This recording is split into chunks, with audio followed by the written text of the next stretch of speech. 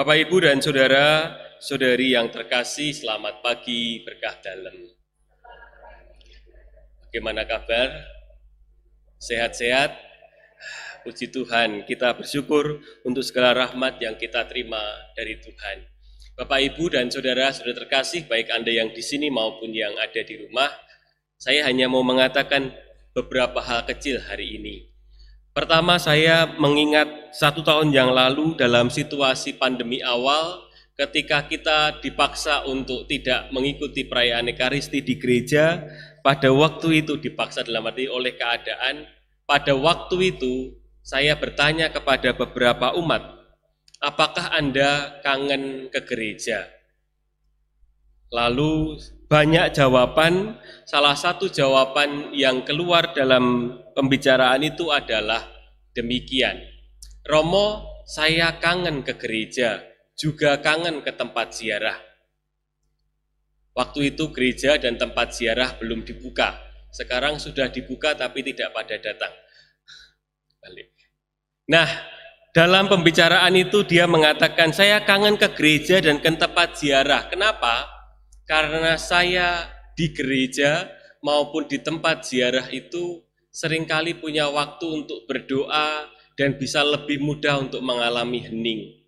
Dalam keheningan itu saya merasa hidup saya kayak dibopong, diterima dengan sungguh, tidak diadili, dan ya merasa saya ini ayem di hadapan Tuhan. Anda masing-masing tentu pernah mengalami situasi adem, ayem dalam doa.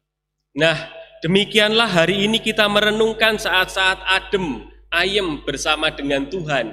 Ketika dalam bacaan Injil hari ini ungkapannya cuma sederhana, damai sejahtera bagi kamu. Itu diungkapkan 3 kali. Ojo kemerungsung, jangan terlalu banyak merasakan begitu banyak hal tekanan dalam hidupmu. Saat ini rasakanlah damai sejahtera bagi kamu. Dalam banyak kesempatan kita menemukan bahwa dalam kehidupan hari-hari ini, pada zaman ini begitu banyak hal yang membuat kita merasa tidak bahagia. Begitu banyak hal yang merenggut, merampok kebahagiaan kita. Apa saja itu? Ada orang yang merasa tersinggung hatinya hanya oleh kata-kata kecil. Ada orang yang merasa kacau hidupnya karena orang lain lebih makmur. Ada orang, makmur itu artinya besar, seperti saya. Ada orang yang menerima merasa dirinya paling sengsara karena melihat orang lain, teman-teman SD-nya sudah lebih sukses dari dirinya. Ada orang yang merasa terintimidasi, merasa kecil, lemah hanya karena gara-gara melihat iklan sampo rambutnya lurus. Saya kenapa tidak memperpanjang rambut karena tidak bisa lurus. Atau orang yang merasa dulu tuh saya merasa selalu terhina karena dulu dikatakan hitam. Tapi saya dulu pernah mengalami beberapa waktu di Filipina, ketemu dengan teman-teman dari beberapa tempat dari Afrika, jebul aku putih. Dan sebagainya dan sebagainya. Bukan untuk merendahkan, tapi itu semua relatif. Hal-hal macam itu bisa menghilangkan kebahagiaan kita kalau kita tidak memiliki kesempatan waktu untuk menerima diri kita. Saya diterima apa adanya. Nah, situasi hening, situasi doa itu diungkapkan dengan sangat indah gambarannya oleh Romo Henry Nouwen yang selalu mengatakan dalam situasi hening, dalam situasi doa, kamu bisa mendengarkan dalam lubuk hatimu yang kata-kata yang indah yang dikatakan oleh Allah kepada Yesus, kamu adalah anak yang kukasihi, kepadamulah aku berkenan. Kita semua disambut, diterima sebagai apa adanya, tetapi apa adanya itu juga mengandung dalam diri kita, saya menerima diri saya sambil saya juga memperbaiki hidup saya. Hal ini mengingatkan saya kepada ponate nggih pergi ke Jatiningsih nggih. Wah Maria Jatiningsih kapan niku kula mriko jam 8 bengi jebul wis tutup. Akhirnya tidak jadi doa bakmi godhog. Di sana itu kalau Anda lihat ada kotak kecil itu di pojok agak dekat pendopo itu ada kotak kecil yang ditulisi di sana Bapak Uskup Suharyo pada waktu itu mengungkapkan kata-kata di tempat ini adalah tempat doa ketika orang mengalami neng ning, nung. Neng itu artinya meneng, artinya bisa diam. Situasi sendiri di hadapan Tuhan diam. Kita itu sekarang ini kan orang-orang sering kali diam, ning tangane umyek gitu. Tidak diam tangannya, ininya diam, umyek tangannya. Nah, meneng, diam, tidak membiarkan ada sedikit pun hal yang mengganggu saya sekarang ada bersama dengan Tuhan. Meneng. Ketika meneng terjadi ning, ning artinya wening, hatinya itu bersih, bening. Kita bisa melihat, oh saya ini tidak terpengaruh oleh hal-hal yang tadi, saya ini orang yang terberkati oleh Allah, saya dicintai dan saya diundang untuk mencintai. Neng, ning, ketiga apa?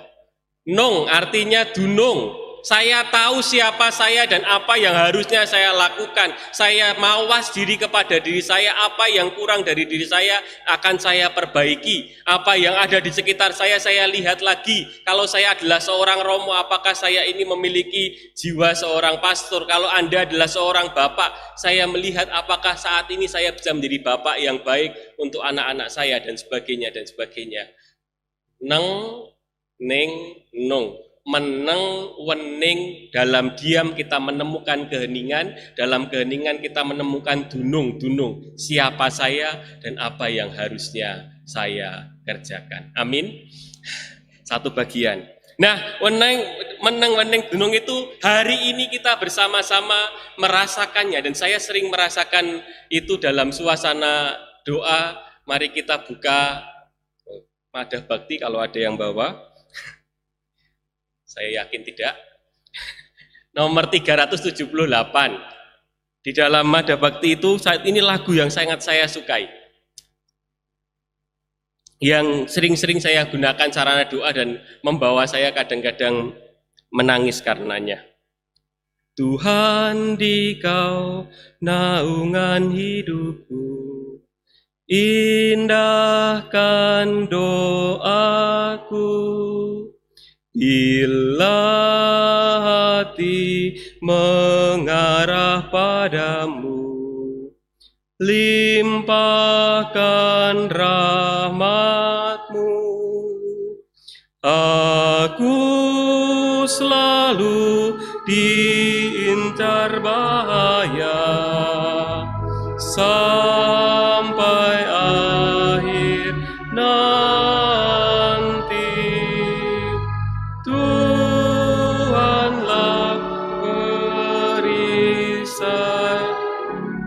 Bait kedua bagus sekali, tolong didengarkan dari hati, dirasa-rasakan. Tuhan, semoga Dikau mendengar tangisan hatiku, tanganku angkat di hadapan-Mu. Pandanglah diriku, jangan sampai Kau tinggalkan daku sampai akhir nanti. Tuhanlah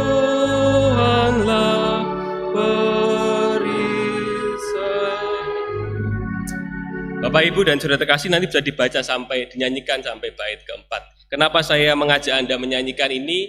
Ada dua alasannya. Pertama, karena memang lagu ini mengundang kita untuk merasakan, kalau rasakan itu kalau bisa cerita karo Gusti, rasanya damai, ada suasana, saya merasa dekat dengan Tuhan. Itu alasan pertama.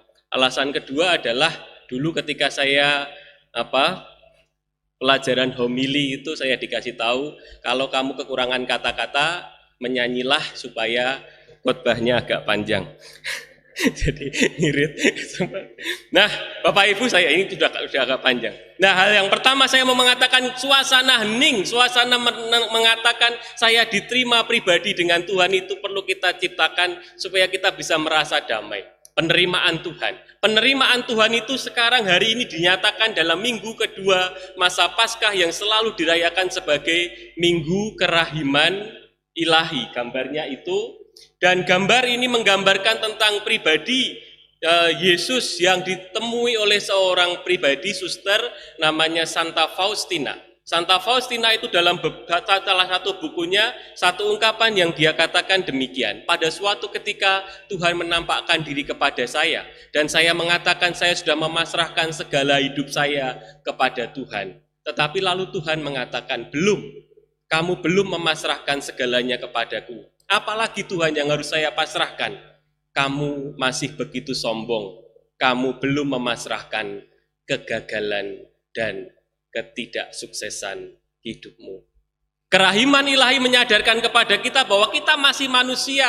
Kamu diterima sebagai anak, kamu diterima, kamu jangan merasa dirimu harus hebat di hadapannya. Bahkan ketika kamu lemah, dia menyambutmu, merangkulmu lebih dekat. Dan itulah kenapa Tuhan kita sebut sebagai yang Maha Rahim, yang menerima kita. Kita di hadapannya tidak harus sukses, tidak harus hebat, tidak harus cantik, tidak harus manis, tidak harus tampan seperti saya.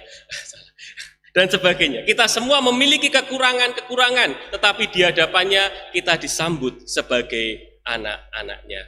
Kita merasa adem, ayem, derek, Gusti. Itu hal yang pertama, pesan pertama. Pesan kedua, kerahiman ilahi tentu mengundang kita semua untuk menyadari bahwa saya ini adalah pribadi yang juga diundang untuk memiliki kerahiman. Jangan menjadi pribadi yang mudah menghakimi orang lain, jangan menjadi pribadi yang mudah mencela orang lain, jangan menjadi pribadi yang kalau didatangi orang lain itu orang lain merasa tidak nyaman dengan kehadiran kita. Jadilah pribadi tanda kerahiman Tuhan. Kerahiman Tuhan itu dalam gambaran Paus Fransiskus dikatakan seperti halnya seorang bapak yang mengajari anaknya berjalan.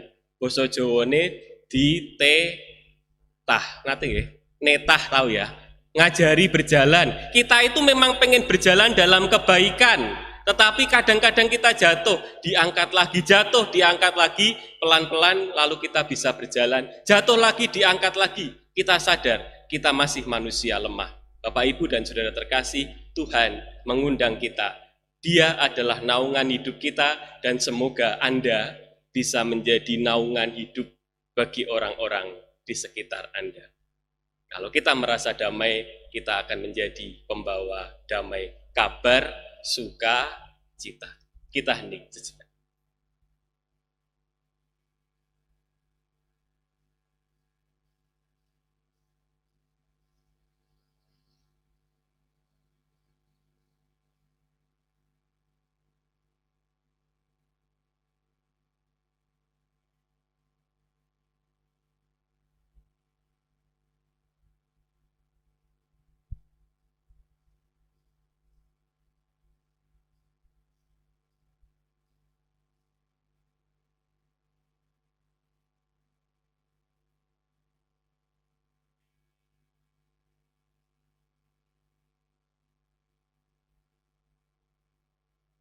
Kemuliaan kepada Bapa dan Putra dan Roh Kudus,